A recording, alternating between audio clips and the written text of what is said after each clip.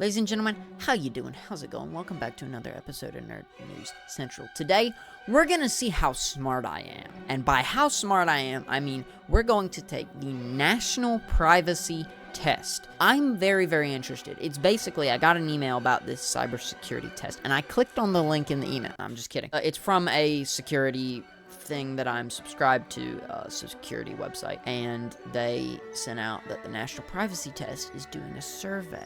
Did I just shoot myself in the foot? It sounds like I'm clicking on links in random emails, but welcome, ladies and gentlemen, to the ultimate cybersecurity quiz test thing. And hopefully I'm not an absolute idiot. This is the first quiz I've taken since the SAT. When an app asks for permission to access your data, what do you allow? Everything the app asks for. I will allow access to it. Yes, so I don't just give it automatically all information.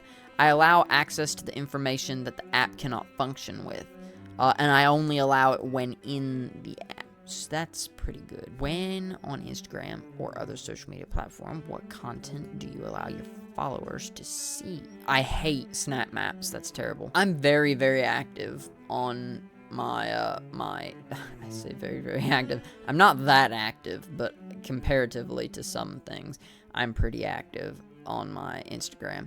I don't give out public information ever. Like, I use a third-party editing app to blur things on my Instagram sometimes. So I'm going to select none of the answers. Which of these policies do you pay attention to in the terms of service? Okay, not sure. I'm going to put not sure because I glance the terms and conditions of most things. Which tools do you use to protect your privacy online? I use a VPN. I have NordVPN. I use ad blockers, which are built into my browser. Proxy servers. I don't think I use proxy servers. Incognito mode on my browser. I only use that when I'm in, like, public and I want everything to get scraped immediately as soon as I'm done on the PC. Tor browser, I'm pretty sure that's just a much more hackable browser or a much more trackable browser. Not entirely sure. Tracker blockers, I do use those. Messaging apps with end-to-end encryption. I don't think I use any messaging apps with end-to-end encryption, but I'm not entirely positive. Confirm answer. What do you do when apps prompt you to update them? Install the update immediately. I'm a very fast updater. I set most things to update automatically. How can you increase the security of your home network's Wi-Fi? Secure password, definitely. Disable SSID. Oh gosh, I took a cybersecurity class. I've up and forgotten what SSID stands for. I don't disable SSID. Use WPA3. We have that currently. MAC address filtering. I don't think I have that enabled. Update your router's firmware. Again, update it constantly. Confirm answer. Protect your devices from malware. I'm just kidding. I've never downloaded malware that I know of. Is it true that Facebook can collect your personal information if you do not have an account with them? Yeah, I'm pretty sure Facebook can do whatever the heck they want. Which of these passwords is the strongest? Definitely not this one. It's not gonna be this one. It's not gonna be this one. It's probably gonna be this one because it's got the characters and it's got like the, you know, the dashes and crap in there, and a capital and lowercase. Is it true that it's safe to use similar passwords for multiple accounts as long as you add different, See, like, every one of my passwords is different, and that's why I have a password manager, and it's a third-party password manager. I'm not going to tell you what password manager, because that would be unsafe, but it's one of the big ones, and I really like it, because it's really, really convenient. Yeah, no, you don't want to use similar passwords no matter what, even if you change numbers, letters around. Your devices might get infected with...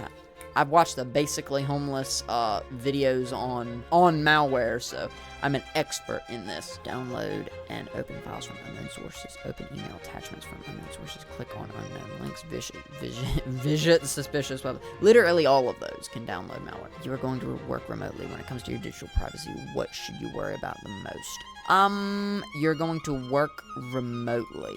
Can I select multiple? Okay.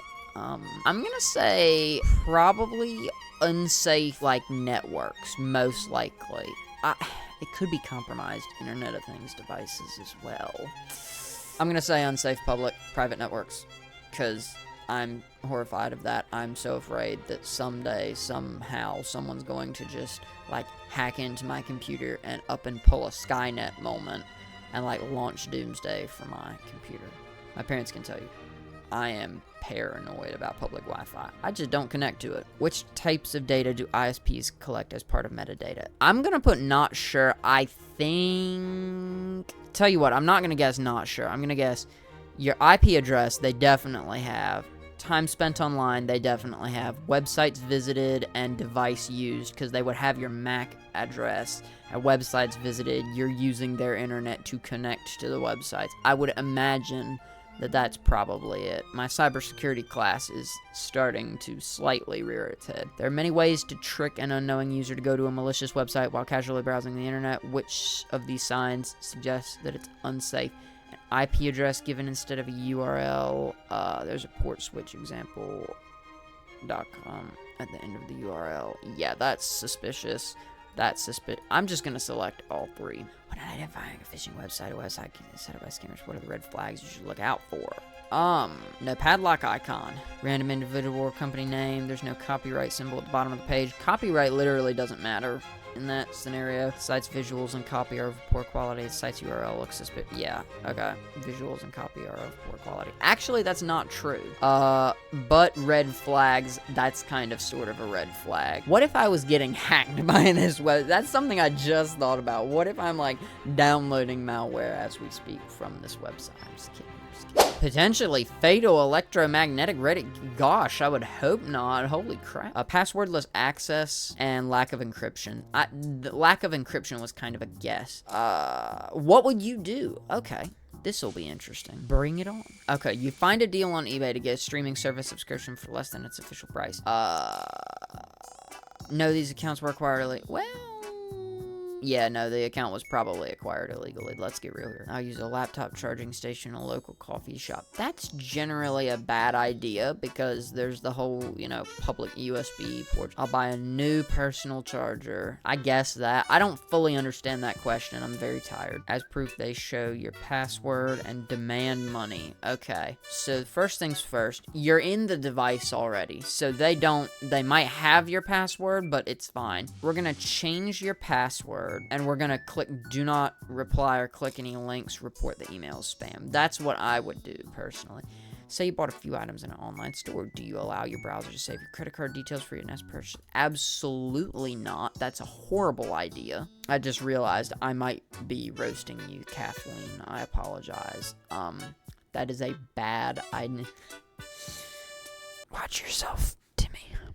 Watch yourself, please. You get an unexpected email from your bank about someone withdrawing money from your account. You did not make a withdrawal at the time. The bank writes that your account will be frozen unless you act now. Build a sense of urgency, baby. You can scam people quickly. No, yeah, you call your bank. Okay, that's what I would probably do. You don't click on the link. You call your bank and you notify the police. I don't think you have to notify the police, but I think you're supposed to. Unknown device has tried to log into your email account. So even if this is a scam, you treat it like it's real, because if it is real, that would really suck to get your email. Check if the account has been compromised, change the password, and set up 2FA. Your service provider just got breached, exposing your account information. What are your next steps? If your account information gets exposed, what you want to do is, first things first, change the password. Even if you think it might have gotten exposed, like change the password. Delete the compromised account. Don't go deleting it. Check the account for suspicious activity. I would definitely do that. And do nothing since the service provider. Yeah, it's just a bad idea. Oh gosh, help us see the full picture. None of the following questions can be used to identify you. Also know that all your answers will only be used in aggregate. Your score 72%. Okay, you know how to decide. You are a cyber adventurer. You know how to take care of yourself in the uncharted territories of the internet. Have no problem achieving privacy. You're prepared for everything. Well, almost everything. Even the most experienced travelers face unpredicted. Keep exploring and you'll reach the stars. Here's what you got straight. Okay, so got that one right. This one I got wrong. Yeah, that makes sense. Oh wait, what was I supposed to not use? Oh, I don't use Tor browser or proxies. Okay, well, I'm not gonna go out of my way to download Tor browser. Let's get real here. Install the update immediately. What did I choose for this one? Yeah. Yep. That is Facebook. Oh, wait, they can... Oh, I didn't know they had your email address as part of metadata. Cool. I'm learning. For example, nordvpn.com. I just want to see the ones that I got wrong. I don't have to notify the police. Okay, cool. 22 questions. Find all the result. Wait. You know what? That was a really doggone cool experiment. Thank you guys for watching this Nerd News Central. The episodes are getting a little longer than I mean for them to be, but it's not the end of the world. Let me know. Take this test. Let me know in the comments down below what you would get. And don't copy my answers. You're not allowed to. It's not allowed, Kathleen. Anyways, thank you so much for watching. Have another Nerd News Central here. Have another video here. Subscribe button on my face. Goodbye.